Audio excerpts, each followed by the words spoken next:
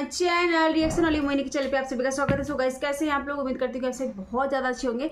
So friends, आज मैं फिर से एक प्यारा सा वीडियो रिएक्शन लेके आ गई हूँ, जो कि गाया है इन्होंने, अनु दुबे जी ने गाया है ये गाना और गणेश जी का गाना है। तो बस मैंने सोचा कि बस गणेश जी की भक्ति में आप सभी लोगों को लीन करना बहुत ज़रूरी है।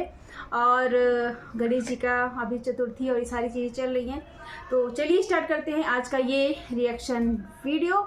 बहुत ही प्यारा सॉन्ग है, सच में मैंने 2 बार सुन लिया है, जो बहुत अच्छा लगा और अब आपके साथ हम सुनने जा रहे हैं।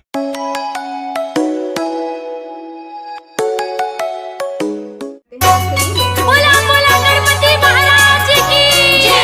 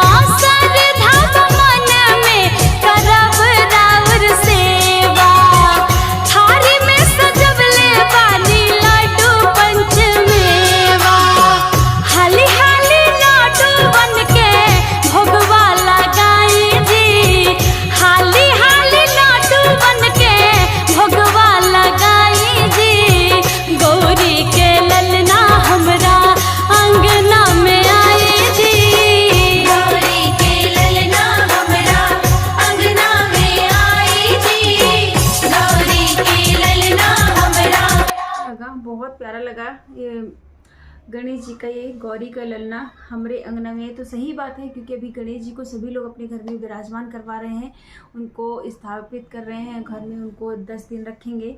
तो गौरी के ललना हमारे घर में भी पधारे हुए हैं। और आप लोग बस ऐसे ही इतने सुंदर सुंदर भजन बनाते हो मैम, बहुत प्यारा भजन आपने गाया, बहुत ज़्यादा अच्छा लगा। Thank you Anu Dubey ma'am जी। दिल मतलब छू गया एकदम गणेश जी की, आपने इतनी अच्छी से आराधना करी, इतनी अच्छी से उनकी गाना गाया।